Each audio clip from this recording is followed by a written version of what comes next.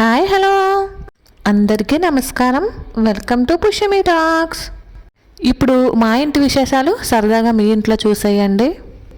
ఎలా ఉన్నారండి అందరూ? నేనైతే చాలా అంటే చాలా బాగున్నాను. మీరందరూ కూడా ఇంకా బాగుండాలని మనస్ఫూర్తిగా కోరుకుంటున్నాను.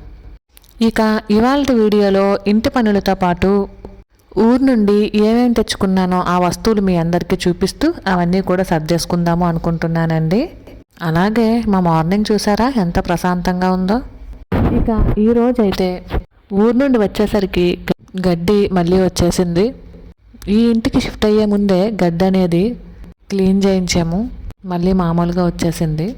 అంత ఎక్కువ కాకపోయినా మళ్ళీ అయితే గడ్డి వచ్చేస్తుందండి. గడ్డి మందు అయితే కొట్టిందాము అనుకుంటున్నాము.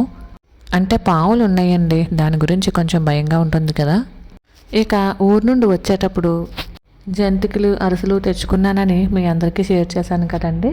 వాటితో పాటు చెట్టును ఉన్నటువంటి బొప్పాయి, అలానే కొన్ని దానిమ్మకాయలు, తేగలు ఇవి కూడా తెచ్చుకున్నానండి.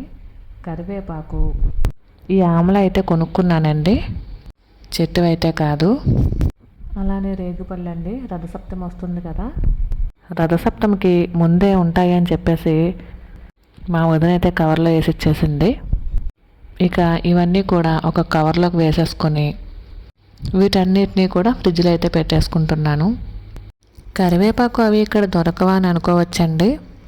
అన్నీ దొరుకుతాయి, కానీ ఊరు నుంచి తెచ్చుకోవడం అదొక ఆనందం అంతే కదా.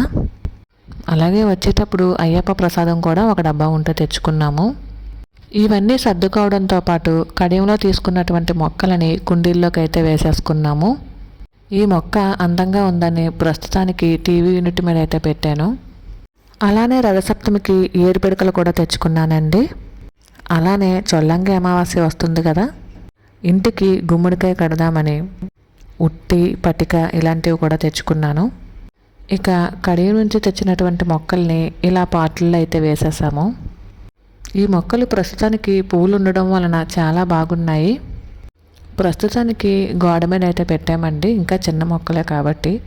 ఇవి కొంచెం ఏమన్నా ఎదిగితే అప్పుడు కొంచెం పెద్ద పార్ట్స్లోకి వెయ్యాలండి.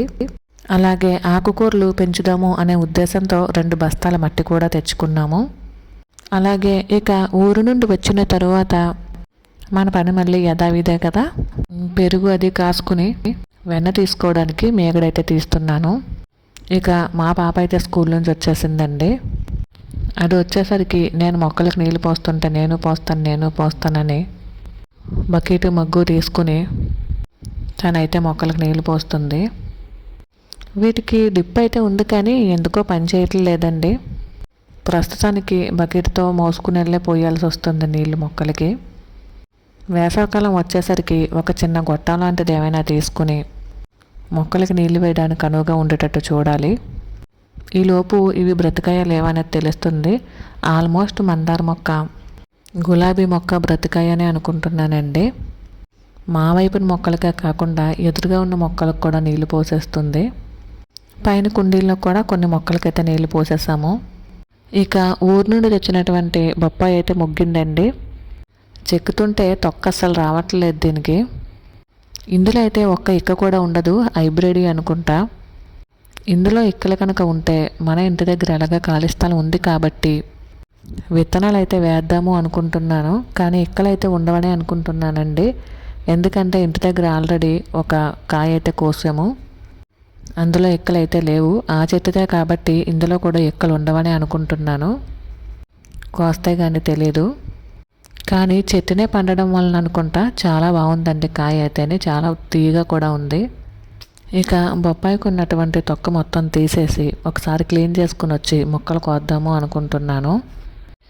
ఎప్పుడూ కూడా ఈ బొప్పాయిలు కానీ ఫ్రూట్స్ కానీ కూరగాయలు కానీ ప్రస్తుతానికి ఇవన్నీ కెమికల్ వేసి పండించినటువంటివి తింటున్నాము. అప్పుడప్పుడు ఇలాంటి ఆర్గానిక్వి 1-2 దొరుకుతున్నాయి అడపాను ఊరు వెళ్ళినప్పుడు మాత్రమే.